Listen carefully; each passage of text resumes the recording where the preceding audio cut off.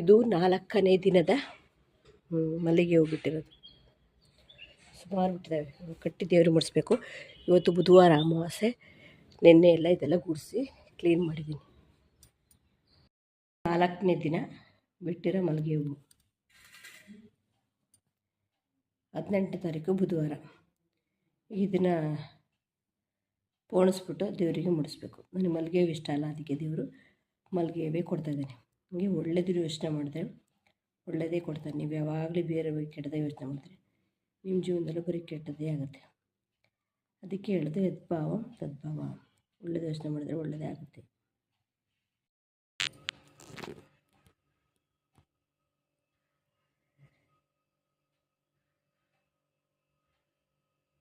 ಇಷ್ಟು ಹೂ ಸಿಕ್ಕಿದ್ದಾವೆ 4ನೇ ದಿನಕ್ಕೆ.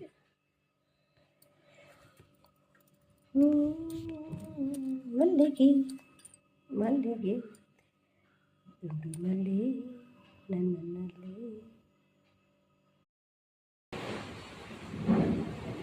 ಗೈಸ್, ಇದು ಐಸ್. ಇದೇನು ಗೊತ್ತಾ, ಐಸ್ ಇದು. ಮಳೆ ಗಾಳಿ, ಇವತ್ತು ಅಮಾವಾಸ್ಯೆಯಲ್ಲಿ ಮಳೆ ಗಾಳಿ ಬರ್ತಾಯಿದೆ. ಐಸೆಲ್ಲ ಬೀಳ್ತಾಯಿದೆ ನೋಡಿ, ಇದೆ ಐಸ್.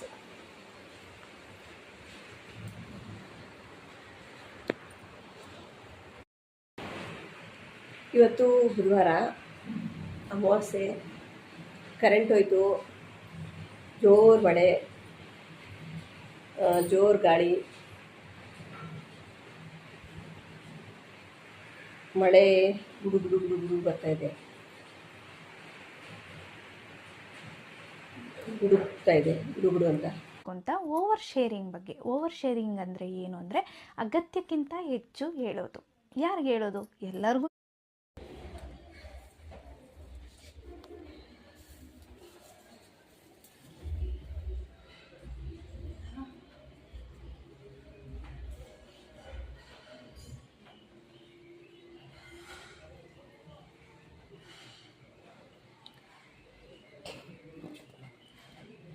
ನಮ್ಮ ಮನೆ ಬಾಗಿಲಿಗೆ ತೋರಣ ವರ್ಷ ವರ್ಷ ನಾನೇ ಕಟ್ಟಬೇಕು. ನಮ್ಮನೆ ಗಂಡಸಿಗೆ ತೋರಣ ಕಟ್ಟೋಕ್ಕೆ ಅದೃಷ್ಟನೂ ಇಲ್ಲ, ಎಂಥದೂ ಇಲ್ಲ.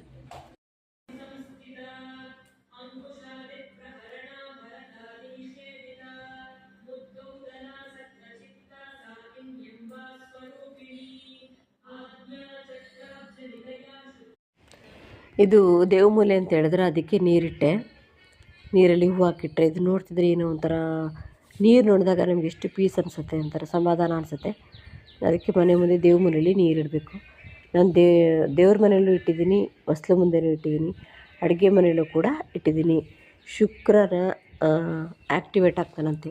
ನೀರಿನ ಪೂಜೆ ಮಾಡಿದ್ರೆ ಶುಕ್ರ ಆ್ಯಕ್ಟಿವೇಟ್ ಆಗ್ತಾನಂತೆ. ಯಾವಾಗಲೂ ನಾವು ಒಳ್ಳೆಯದನ್ನು ಸ್ಪ್ರೆಡ್ ಮಾಡಿದ್ರೆ ಒಳ್ಳೆಯದೇ ಆಗುತ್ತೆ. ಬರೀ ಕೆಟ್ಟ ಯೋಚನೆ ಮಾಡಿದ್ರೆ ಕೆಟ್ಟ ಫಲಗಳು. ನೀವೇನು ಯೋಚನೆ ಮಾಡ್ತೀರೋ ಅದೇ ನಿಮಗೆ ಫಲಗಳು ಸಿಗುತ್ತೆ. ಹಾಗಾಗಿ ಯಾವಾಗಲೂ ಒಳ್ಳೆಯದು ಯೋಚನೆ ಮಾಡಿ, ಒಳ್ಳೆಯದೇ ಆಗುತ್ತೆ.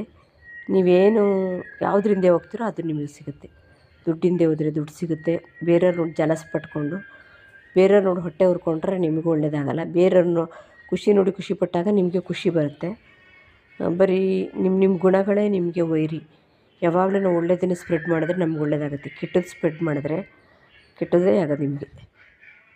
ನಮ್ಮ ಮನೆಯವ್ರು ಬಂದಿದ್ರೆ ನಾನು ನಮ್ಮ ಮನೆಯವರು ಏನೋ ಮಾತಾಡ್ತಾಯಿದ್ವಿ. ಮಾತಾಡುವಾಗ ನಾನು ಏನೋ ನಮ್ಮ ಮನೆಯವ್ರ ಹತ್ರ ಮಾತಾಡ್ತಾಯಿದ್ದೆ. ಅದು ನೋಡಿ ನನ್ನ ಮಗಳು ಬ್ಯಾಕ್ಗ್ರೌಂಡಲ್ಲಿ ಏನೇನೋ ಅಂತಿದ್ಲು. ನನ್ನ ಮಗಳು ಸ್ವಲ್ಪ ಯೋಚನೆ ಮಾಡಲ್ಲ, ಹಿಂದೆ ಮುಂದೆ ನೋಡಲ್ಲ, ಬಾಯಾರಿಕೆ ಅವಳು. ನಾವು ಆಡೋ ಮಾತಿಂದ ಬೇರೆಯವ್ರಿಗೆ ನೋವಾಗುತ್ತೆ ಅಂತ ಯೋಚನೆ ಮಾಡಲ್ಲ. ಪಟ್ಟರಂಗೆ ಏನಾರು ಅಂದ್ಬಿಡ್ತಾಳೆ, ತುಂಬ ಮನಸ್ಸಿಗೆ ಬೇಜಾರು ಮಾಡ್ತಾಳೆ. ನಾನು ಹೇಳ್ತಾನೆ ಇರ್ತೀನಿ, ನಾವು ಆಡೋ ಮಾತಿಂದ ಬೇರೆಯವ್ರಿಗೆ ಹರ್ಟ್ ಆಗಬಾರ್ದು, ನೋವಾಗಬಾರ್ದು.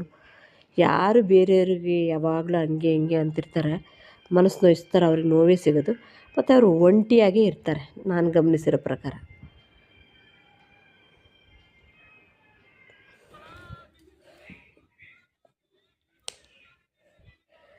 ಗೈಸ್, ಇದು 3ನೇ ದಿನದ್ದು ಮಲ್ಲಿಗೆ ಹೂ ಸಿಕ್ಕಿರೋದು. ಫಸ್ಟೇ ತೋರಿಸಿದೆ, 2ನೇದು ಕಟ್ಟಿದ್ದೀನಿ, ದಾರ ಕಟ್ಟಿದ್ದು. ಇದು 3ನೇ ದಿನದ್ದು. ಧೂಳೆಲ್ಲ ಹೊಡೆದ್ವಿ. ನಮ್ಮ ಮನೆಯವ್ರು ಬಂದಿದ್ರ ಎಲ್ಲ ಧೂಳೆಲ್ಲ ಹೊಡ್ಕೊಟ್ರು.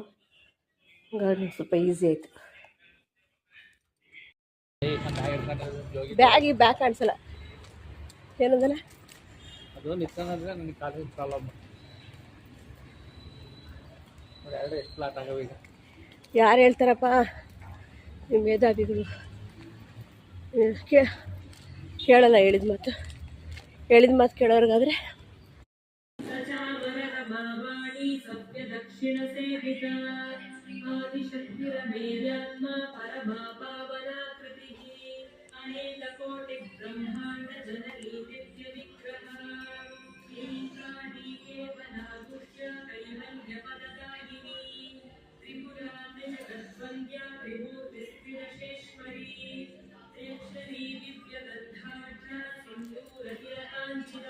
ನಿನ್ನೆ ಏನಾಗಿತ್ತು ಅಂದರೆ ನೆನೆ ಯಾರು ಪುಟ್ಟ ಬುಧವಾರ ಅಮಾವಾಸ್ಯೆ ಆ್ಯಕ್ಚುಲಿ ಇದ್ದಿದ್ದು. ಇವತ್ತು ಗುರುವಾರ ಬೆಳಗ್ಗೆನೆ ಒಂಚೂರು ಮ್ಯೂಟ್ ಮಾಡು.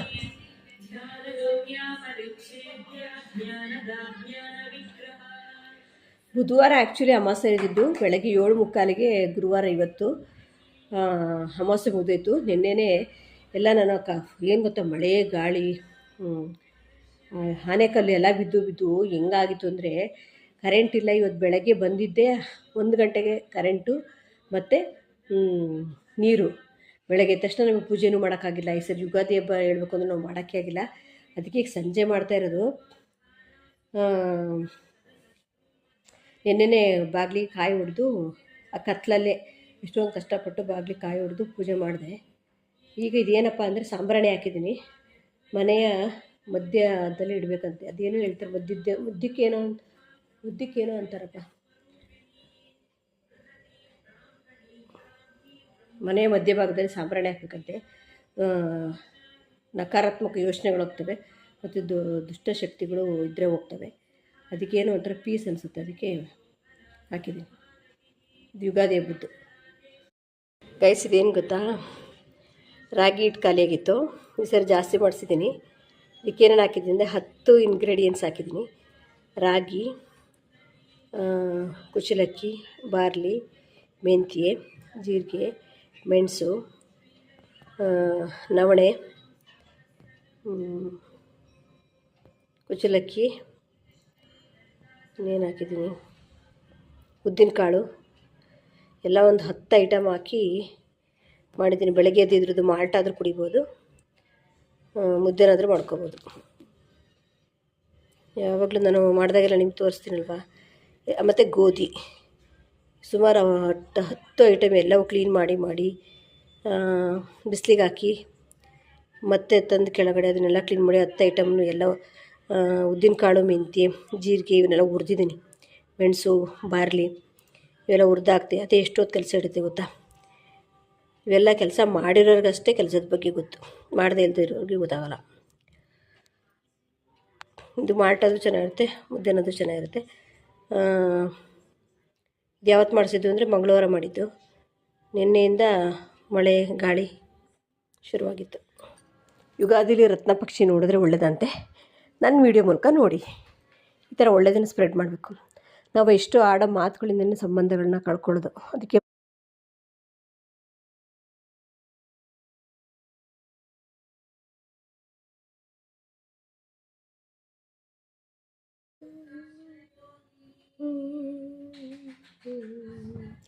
ಇದೆಲ್ಲಿ ತೊಗೊಂಡಿದ್ದು? ಇದರಲ್ಲಿ ಫ್ಯಾಷನ್ ಬುಕ್ಕಲ್ಲಿ ಮಾತ್ರ ಬಟ್ಟೆಗಳು ಸಖತ್ತಾಯ್ತಾ.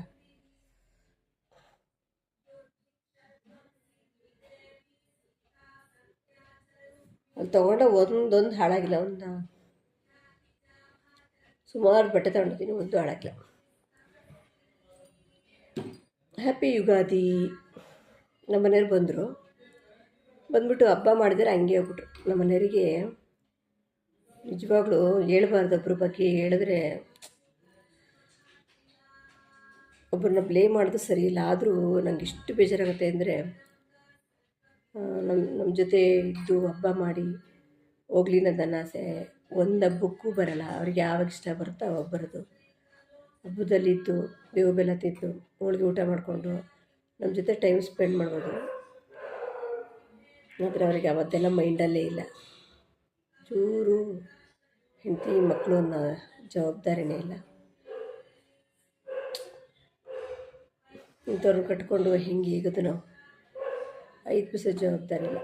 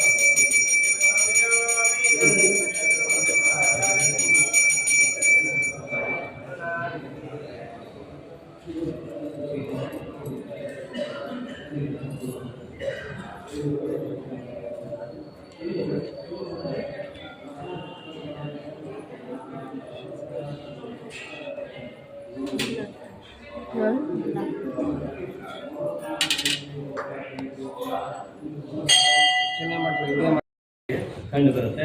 ನಮ್ಮ ರಾಶಿ ಫಲವನ್ನು ಹೆಚ್ಚಿಗೆ ನೋಡ್ತಾ ಇದ್ದವರು ಯೂಟ್ಯೂಬಲ್ಲೇ ಮುಂದುವರಿಸಿ. ಹಾಗೆ ಇನ್ನು ತುಲಾ ರಾಶಿ ಚಿತ್ರಾ ನಕ್ಷತ್ರ ಯಾಕೆ ಬೇಗ ಬೇಗ ಹೇಳ್ತಾ ಇದ್ದೀನಿ, ಸಮಯ ಅಭಾವ ಇದೆ, ಅದಕ್ಕೋಸ್ಕರ ಬೇಗ ಹೇಳ್ತಾ ಇದ್ದೀನಿ. ನಮಗೆ ಹೇಳ್ತಾ ಹೋದ್ರೆ ಒಂದೊಂದು ರಾಶಿಗೆ ಒಂದೊಂದು ಗಂಟೆ ಆಗಿಬಿಡುತ್ತೆ. ಅಲ್ಲಿ ಕೊನೆಗೆ ಅಲ್ಲಿ ಮಂಗಳಾರತಿಗೆ ಭಗವಂತನಿಗೆ ವಿಳಂಬ ಆಗಿಬಿಡುತ್ತೆ. ಹಾಗಾಗಿ ಮನೆಗೆ ಹೋಗೋರಿಗೆ ತೊಂದರೆ ಆಗಿಬಿಡುತ್ತೆ. ಯಾಕೆಂದ್ರೆ ಕೆಲವು ರಾಶಿಯವರು ಬೇಸರ ಮಾಡ್ಕೊಳ್ಬೋದು. ಖಂಡಿತ ಬೇಸರ ಮಾಡ್ಕೊಳ್ಬೇಡಿ. ಮೊದಲಿಂದ ಏನು ಕೇಳಿದ್ರಲ್ಲ ಅದನ್ನೇ ಎಲ್ಲ ರಾಶಿ ಹೇಳ್ಬೇಕಾಗುತ್ತೆ. ಯಾಕೆಂದ್ರೆ ಎಲ್ಲ ರಾಶಿಗೂ ಒಳ್ಳೆ ಫಲ ಸಿಗ್ಬೇಕಿಲ್ಲ. ಉದ್ಯೋಗ ಸ್ಥಾನದಲ್ಲಿ ಮತ್ತು ಬಾಧ್ಯತೆ ಕೊಡಬೇಕಾದ ಆರಾಧನೆ ಪಡೆದು ಆತ್ಮಗೌರವವನ್ನು ನೀಡತಕ್ಕಂಥ ಆತ್ಮಪತ್ರವಾಗಿ ಉತ್ಪನ್ನಗಳಿದ್ದಾರೆ ರಾಶಿಯವರಿಗೆ. ಹಾಗೆಯೇ ಅಲ್ಲಿ ಸಿಂಹರಾಶಿಯ ಬಂದು ಕೂಡ ಏಕಾದಶಿಯಲ್ಲಿಗೂ ಗೋಚರವಾಗುವುದರಿಂದಾಗಿ ಈ ಒಂದು ಸಂವತ್ಸರ ಸಂಪೂರ್ಣವಾಗಿ ಸಿಂಹರಾಶಿಯವರಿಗೆ ಸಂಪೂರ್ಣ ಅತ್ಯಧಿಕವಾದ ಲಾಭವನ್ನು ಎಲ್ಲರಿಗೆ ಸ್ವಲ್ಪ ಗಮನ ಕೊಡಿ. ಅವರಿಗೆಲ್ಲ ವಿಳಂಬ ಆಗುವಂತ ಲಕ್ಷಣಗಳಿದೆ. ಅದಕ್ಕೆ ಸರಿಯಾದಂತಹ ನಿಮ್ಮ ಜಾತಕ ಪರಿಶೀಲನೆ ಇತ್ಯಾದಿಗಳನ್ನು ಮಾಡಿಕೊಂಡಾಗ ಸರಿಯಾದ ಮಾರ್ಗವನ್ನು ಸುಖಸ್ಥಾನವಾಗಿ ಕೊನೆಯಲ್ಲೇ ಕೂತ್ಕೊಳ್ತಿದ್ದ ಅಲ್ಲಿ ಏನಾಗುತ್ತೆ ಅಂತಂದ್ರೆ ಗುರುವಿನ ಪ್ರಾಬಲ್ಯ ಹೆಚ್ಚಿದ್ದವರಿಗೆ ಅದೇನು ತೊಂದರೆ ಆಗುವುದಿಲ್ಲ, ದುಃಖ ಇತ್ಯಾದಿಗಳಿಗೆ ಪ್ರವೇಶ ಆಗುವುದಿಲ್ಲ. ಗುರುವಿನ ಪ್ರಾಬಲ್ಯ ಕಡಿಮೆ ಇರುವ ಜಾತಕಗಳಿಗೆ ಸ್ವಾಭಾವಿಕವಾಗಿ ಹೋಳಿಗೆ ತುಪ್ಪ, ಇದು ಹಾಲು. ನನಗೆ ಹಾಲು ಹಾಕ್ಕೊಂಡು ತಿನ್ನೋಕೆ ಇಷ್ಟ ಹೋಳಿಗೆಗೆ. ಇದು ನೀರು. ಹಾಲು ಹಾಕ್ಕೋಬೇಕು. ಬನ್ನಿ ಎಲ್ಲ ಹೋಳಿಗೆ ತಿನ್ನೋಣ, ಹಬ್ಬ ಮಾಡೋಣ.